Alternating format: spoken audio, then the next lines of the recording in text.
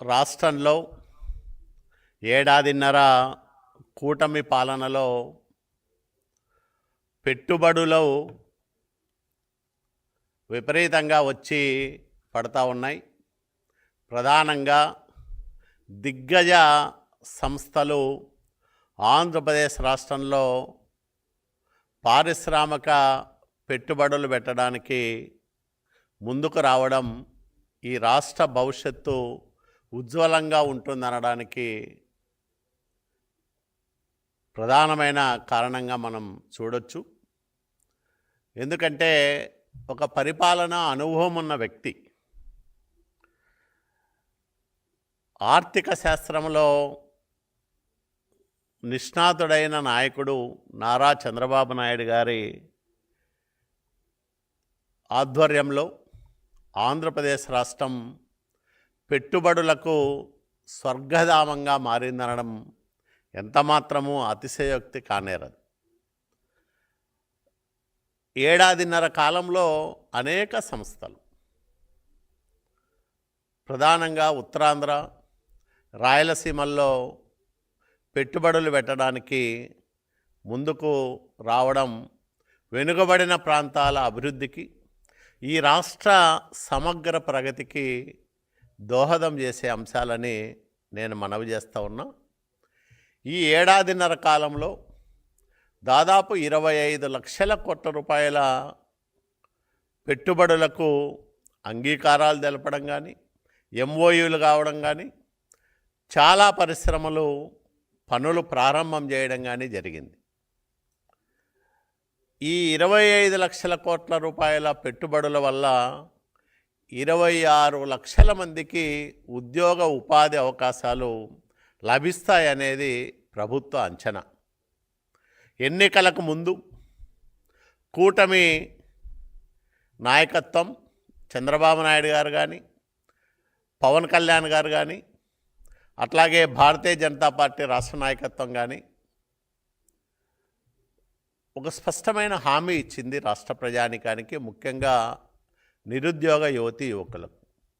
రానున్న 5 సంవత్సరాల కాలంలో 20 లక్షల ఉద్యోగ ఉపాధి అవకాశాలు కల్పించడమే ధ్యేయంగా చంద్రబాబు నాయుడు గారి నాయకత్వంలో ఏర్పడే ప్రభుత్వం కృషి చేస్తుందని స్పష్టంగా చెప్పాం.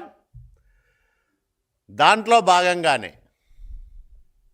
మా యువనాయకుడు నారా లోకేష్ బాబు గారు తను ప్రాతినిధ్యం వహిస్తున్న విద్యాశాఖను సమర్థంగా నడుపుతూనే అనేక సంస్కరణలు తీసుకొస్తూ మెరుగైన విద్యా ప్రమాణాలు నెలకొల్పడానికి నిత్యం కృషి చేస్తూనే పెట్టుబడులను ఈ రాష్ట్రానికి తీసుకురావడానికి అనేక దేశాల్లో పర్యటిస్తూ అనేక ప్రముఖ పారిశ్రామికవేత్తలను కలుస్తూ వారితో సమావేశాలు నిర్వహిస్తూ ఈ రాష్ట్రంలో పెట్టుబడులు పెడితే ఎలాంటి అవకాశాలు ఉన్నాయి, ఈ రాష్ట్రానికి భవిష్యత్తు ఏ విధంగా ఉండబోతోందో వాళ్ళందరికీ వివరిస్తూ పెట్టుబడులను ఆకర్షించడానికి నిరంతరం పనిచేస్తూ ఉన్నారు నారా లోకేష్ బాబు గారు.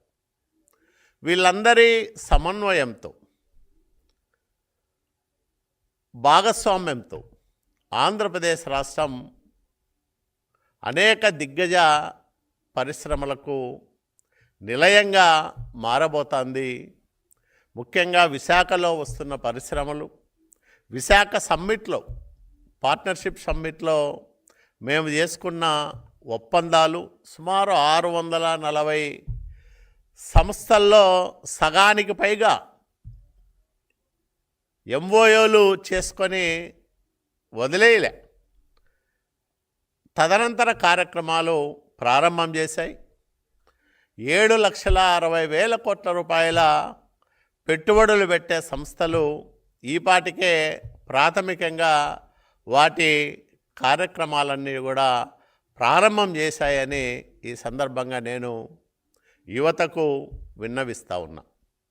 ఇదంతా కూడా ఆషామాషి కాదు.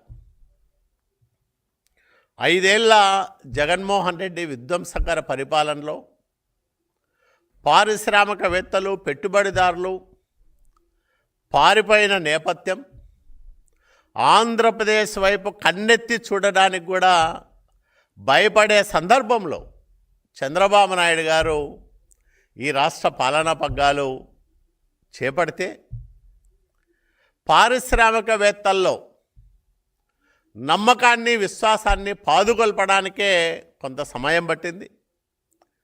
తర్వాత వాళ్ళందరికీ భరోసా ఇస్తూ మీ పెట్టుబడులకు ఆంధ్రప్రదేశ్ రాష్ట్రం సురక్షితమే కాకుండా మంచి భవిష్యత్తు ఉండే ప్రాంతమని వాళ్ళలో విశ్వాసాన్ని పాదుకొలుపుతూ చేసిన ప్రయత్నాలు ఫలితంగానే ఇంత పెద్ద ఎత్తున పెట్టుబడులు ఆంధ్రప్రదేశ్ రాష్ట్రానికి తరలి వస్తూ ఉన్నాయనే విషయాన్ని నేను విన్నవించుకుంటా ఉన్నా. ఈ రాష్ట్ర ప్రజలకు ఎప్పుడు కష్టం వచ్చినా చంద్రబాబు నాయుడు గారే గుర్తొస్తారు. 2014లో ఆంధ్రప్రదేశ్ రాష్ట్రం విడిపోతే చంద్రబాబు నాయుడు గారి పరిపాలన అనుభవం, ప్రపంచ దేశాల్లో ఆయనకున్న పలుకుబడి, పరిచయాలు ఇవన్నీ విభజనానంతర ఆంధ్రప్రదేశ్ రాష్ట్రాన్ని కాపాడుతాయనే నమ్మకంతో 2014లో చంద్రబాబు నాయుడు గారికి రాష్ట్ర ప్రజలు అధికారాన్ని ఇచ్చారు. వారి విశ్వాసాన్ని మరింత పెంచే విధంగా 14-19 మధ్యకాలంలో చంద్రబాబు నాయుడు గారి నాయకత్వంలో తెలుగుదేశం ప్రభుత్వం పనిచేసింది. దాదాపు 16,000 కోట్ల పైబడి రెవెన్యూ లోటు, 22 మిలియన్ యూనిట్ల కరెంటు కొరత, రాజధాని లేదు, ఆదాయం లేదు, ఎక్కడ ఉండి పరిపాలన చేయాలా, ఎలా చేయాలో తెలియని అయోమయ స్థితిలో రాష్ట్రానికి ముఖ్యమంత్రి అయిన చంద్రబాబు నాయుడు గారు అన్నీ తానై ఈ రాష్ట్రానికి అసలైన పెట్టుబడి తానై విజయవాడ కేంద్రంగా పరిపాలన మొదట హైదరాబాదులో, తర్వాత విజయవాడకు వచ్చిన తర్వాత ఇక్కడి నుంచి కార్యకలాపాలను విస్తరించి ఆ 5 ఏళ్లలో 5 లక్షల కోట్ల రూపాయల పెట్టుబడులను తీసుకొచ్చి దాదాపు 5,60,000 మందికి ఉద్యోగ ఉపాధి అవకాశాలు కల్పించిన చరిత్ర చంద్రబాబు నాయుడు గారిది. 19లో జగన్మోహన్ రెడ్డి ముఖ్యమంత్రి అయ్యాడు. ముఖ్యమంత్రి అయిన తర్వాత పారిశ్రామికవేత్తలను బెదిరించారు, వెళ్ళగొట్టారు. 14-19 మధ్యకాలంలో అత్యంత వెనుకబడిన అనావృష్టికి ఆలవాలమైన అనంతపురం జిల్లాలో కియా లాంటి అంతర్జాతీయ కార్ల ఉత్పత్తి పరిశ్రమను 12,000 కోట్ల రూపాయలకు పైగా పెట్టుబడి పెట్టి అక్కడ ఏర్పాటు చేయిస్తే అనుబంధ సంస్థల్ని తరిమేసిన నీచ చరిత్ర వైసీపీ నాయకులది. 5 ఏళ్ళు చంద్రబాబు నాయుడు గారే కొనసాగి ఉండింటే అనంతపురం జిల్లా భవిష్యత్తు మరోలా ఉండేది. నిరుద్యోగ యువతీ యువకులను 19-24 మధ్యకాలంలో జగన్మోహన్ రెడ్డి దారుణంగా మోసం చేశాడు. ఓట్ల కోసం అనేక హామీలు ఇచ్చి అధికారంలోకి వచ్చిన తర్వాత ఒక్కటంటే ఒక్క పెద్ద పరిశ్రమ ఆంధ్రప్రదేశ్ రాష్ట్రంలో పెట్టుబడులు పెట్టడానికి వచ్చే వాతావరణమే లేకుండా చేశాడు. దానివల్ల జగన్మోహన్ రెడ్డి 5 ఏళ్ల పాలనలో నిరుద్యోగిత విపరీతంగా పెరిగింది. దాదాపు 23% పెరిగిపోయింది. దాదాపు 1,000 మంది, 4,100 మంది యువతీ యువకులు ఆత్మహత్యలు చేసుకున్నారు. జగన్మోహన్ రెడ్డి పరిపాలనలో ఉద్యోగాలు రాక, ఉపాధి అవకాశాలు లేక, కరోనా ప్రభావం వల్ల ఆర్థికంగా చితికిపోయి రకరకాల కారణాలతో వేలాది మంది నిరుద్యోగులు అర్ధాంతరంగా ప్రాణాలు తీసుకున్న దుర్మార్గమైన పరిపాలన జగన్మోహన్ రెడ్డిది. దాని నుంచి మళ్ళీ 24లో ముఖ్యమంత్రిగా బాధ్యతలు స్వీకరించిన తర్వాత రాష్ట్రాన్ని కాపాడుకుంటూ పెట్టుబడులను ఆకర్షిస్తూ దిగ్గజ సంస్థలతో దఫాలుగా సమావేశాలు నిర్వహిస్తూ చర్చలు చేస్తూ వారిలో నమ్మకాన్ని భరోసాను నింపుతూ చంద్రబాబు నాయుడు గారి ప్రభుత్వం ఈరోజు 25 లక్షల కోట్ల రూపాయల పెట్టుబడులను ఆహ్వానించింది, ఆకర్షించిందంటే ఇది ఆషామాషి విషయం కాదనే నేను మనవి చేస్తూ ఉన్నా. 5 ఏళ్ల జగన్మోహన్ రెడ్డి పరిపాలనలో రాయలసీమలో ఎలాంటి పరిశ్రమలు రాకపోగా, సాగునీటి ప్రాజెక్టుల పనులు చతికిలబడిపోగా,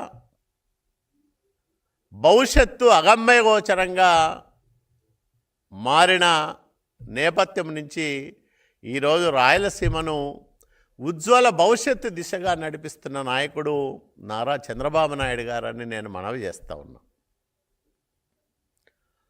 కడప, కర్నూలు జిల్లాల్లో ఒకవైపు కొప్పర్తి ఇండస్ట్రియల్ నోడ్ పనులు ప్రారంభమయ్యాయి, మరోవైపు ఓర్వకల్లు పారిశ్రామికవాడ పనులు ప్రారంభమయ్యాయి. 4,900 కోట్ల రూపాయల నిధులను కేంద్ర ప్రభుత్వ సహకారంతో ఈ 2 పారిశ్రామిక వేళల్లో ఖర్చు పెడతా ఉన్నారు. దానివల్ల అనేక పారిశ్రామికవేత్తలు ఆయా పారిశ్రామిక వాడల్లో లభించే మౌలిక సదుపాయాలు వీటన్నిటినీ పరిగణలోకి తీసుకొని అక్కడ పరిశ్రమలు ఏర్పాటు చేయడానికి, పెట్టుబడులు పెట్టడానికి ముందుకు వస్తూ ఉన్నారనే విషయాన్ని నేను గుర్తు చేస్తూ ఉన్నా. అట్లాగే సోలార్ కంపెనీ రెన్యూ పవర్ దేశంలోనే అగ్రగామి విద్యుత్ ఉత్పత్తి కేంద్ర సంస్థల్లో అదొకటి. జగన్మోహన్ రెడ్డి హయాంలో పారిపోతే మళ్ళీ నారా లోకేష్ బాబు గారు వాళ్ళల్లో ఒక భరోసాను నింపి అనంతపురం జిల్లాలో గుంతకల్లు నియోజకవర్గంలో గుత్తి దగ్గర స్వయంగా లోకేష్ బాబు గారే వచ్చి మళ్ళా సంస్థ కార్యకలాపాలను ఈ మధ్యనే ప్రారంభం చేశారు. విండ్ ఎనర్జీ, సోలార్ ఎనర్జీ హబ్గా రాయలసీమ మారిపోతూ ఉంది. అనేక సంస్థలు అక్కడికి వచ్చి కరెంటు ఉత్పత్తి కోసం పెట్టుబడులు పెడతా ఉన్నాయి. మరి ఇలా అన్ని ప్రాంతాలను అభివృద్ధి చేయాలి, రాయలసీమను హార్టికల్చర్ హబ్గా మార్చాలి, ఈ ఫుడ్ ప్రాసెసింగ్ యూనిట్లను అధికంగా అక్కడ ఏర్పాటు చేయించాలని చంద్రబాబు నాయుడు గారి ప్రభుత్వం ప్రత్యేక శ్రద్ధతో పనిచేస్తుండే విషయాన్ని నేను మనవి చేస్తూ ఉన్నా. ఇప్పుడు కూడా నారా లోకేష్ బాబు గారు అమెరికాలో పర్యటిస్తూ అనేక సంస్థల ప్రతినిధులను కలుస్తూ వారితో సమావేశాలు నిర్వహిస్తూ ఆంధ్రప్రదేశ్ రాష్ట్రంలో పెట్టుబడులకు ఉన్న అవకాశాలను వివరిస్తూ వారిని ఇక్కడ పెట్టుబడులు పెట్టే విధంగా సమాయత్తం చేస్తున్న విషయాన్ని నేను మనవి చేస్తూ ఉన్నా. ఒక అనాథగా మిగిలిన రాష్ట్రం అస్తవ్యస్త పరిపాలనతో వ్యవస్థలన్నీ నాశనమైపోయి ఆర్థిక పరిస్థితి వెంటిలేటర్కు చేరిన నేపథ్యంలో 1.5 ఏళ్ల క్రితం పాలనా పగ్గాలు చేపట్టిన కూటమి ప్రభుత్వం ఈ 18 నెలల కాలంలో పారిశ్రామిక పెట్టుబడులను ఇంత గొప్పగా ఆకర్షించడం అనేది ఆంధ్రప్రదేశ్ రాష్ట్ర ప్రజలు చేసుకున్న అదృష్టం. ఇట్లాంటి నాయకత్వం ఈ రాష్ట్రానికి ఉండడం మనందరికీ కూడా గర్వకారణమని నేను మనవి చేస్తూ ఉన్నా. ఇన్ని రకాలుగా ప్రయత్నాలు చేస్తూ ఇంత పెద్ద ఎత్తున పెట్టుబడులను ఆకర్షిస్తున్న సందర్భంలో వైసీపీ నాయకులు జగన్మోహన్ రెడ్డి సారథ్యంలో నడుస్తున్న మీడియా సంస్థ ఇంకా ఈ పారిశ్రామిక పెట్టుబడులపైన రోజు విషం కక్కే ప్రయత్నం చేస్తూ ఉన్నారు. భూములు తక్కువ ధరలకు ఎందుకు ఇస్తున్నారు, ఇంత పెద్ద ఎత్తున పారిశ్రామిక ప్రోత్సాహకాలు ఎందుకు ప్రకటిస్తున్నారని పదే పదే విషం జిమ్మే ప్రయత్నం చేస్తూ ఉన్నారు జగన్మోహన్ రెడ్డి అండ్ కో. నేను ఒకటే విజ్ఞప్తి చేస్తూ ఉన్నా, ప్రజలు ఈ పెట్టుబడులపైన సంతృప్తిగా ఉన్నారు, హర్షం వ్యక్తం చేస్తూ ఉన్నారు, ఆనందపడతా ఉన్నారు, భవిష్యత్తు పట్ల భరోసాను కలిగి ఉంటా ఉన్నారు. మీ నీచ బుద్ధిని, మీ విష ప్రచారాన్ని స్వయంగా న్యాయస్థానాలే తప్పుపడతా ఉన్నాయి. ప్రోత్సాహకాలు ఇవ్వకపోతే, తక్కువ ధరలకు భూములు ఇవ్వకపోతే ఎందుకు పెట్టుబడులు పెట్టడానికి వస్తారని స్వయంగా న్యాయస్థానాలే ప్రశ్నిస్తున్న పరిస్థితిని చూస్తూ ఉన్నాం. అయినా సిగ్గు ఎగ్గు లేకోకుండా నిరంతరం ఆంధ్రప్రదేశ్ రాష్ట్రానికి వస్తున్న పెట్టుబడులపైన విషం గక్కే ప్రయత్నం చేస్తున్న జగన్మోహన్ రెడ్డి అండ్ కోకు నేను ఒకటే చెప్తా ఉన్నా, మీ 5 సంవత్సరాల రాచక పరిపాలనకు, విధ్వంసకర విధానాలకు, అట్లాగే చంద్రబాబు నాయుడు గారి పాలనా సామర్థ్యానికి, పవన్ కళ్యాణ్ గారి నిబద్ధతకు, మోడీ గారి ఆశీస్సులకు, వీటన్నిటికీ మా నారా లోకేష్ బాబు గారు యువగలం పాదయాత్రలో నింపిన విశ్వాసానికి, వీటన్నిటికీ ప్రజలు చెప్పిన తీర్పే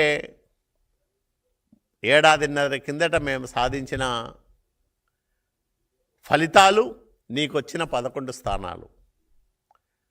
ఎక్కడో ఒక చోట పశ్చాత్తాపం కలగాల, ప్రాయశ్చిత్తం చేసుకునే దిశగా జగన్మోహన్ రెడ్డి ఆలోచన చేయాల. అట్లా కాకుండా తన పాత పద్ధతిలోనే విష ప్రచారానికి, సత్యదూరమైన ప్రచారానికి పాల్పడతా ఉంటే ఇప్పుడన్నా 11 స్థానాలు ఇచ్చారు. రేపొద్దున నిన్ను, నీ పార్టీని ఆంధ్రప్రదేశ్ రాష్ట్రంలో అడ్రస్ లేకుండా చేయడానికి ఆంధ్రప్రదేశ్ రాష్ట్ర ప్రజలు సంసిద్ధులు అవుతారు. జగన్మోహన్ రెడ్డి, నువ్వు ఈ వాస్తవాన్ని గ్రహించి పెట్టుబడులపైన విషం జిమ్మే కుట్రలను మానుకోవాలని ఈ సందర్భంగా జగన్మోహన్ రెడ్డిని నేను హెచ్చరిస్తా ఉన్నా.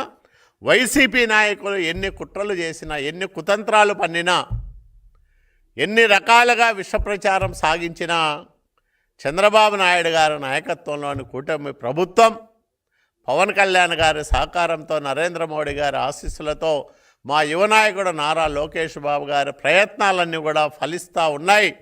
పెట్టుబడులు దండిగా వస్తూ ఉన్నాయి. రాష్ట్రం పారిశ్రామిక పెట్టుబడులకు స్వర్గధామంగా నిలుస్తూ ఉంది. దీన్ని ఎవరు ఆపలేరనే విషయాన్ని ప్రజలకు మనవి చేస్తూ మీ అందరి దగ్గర కూడా సెలవు తీసుకుంటున్నా. నమస్కారం.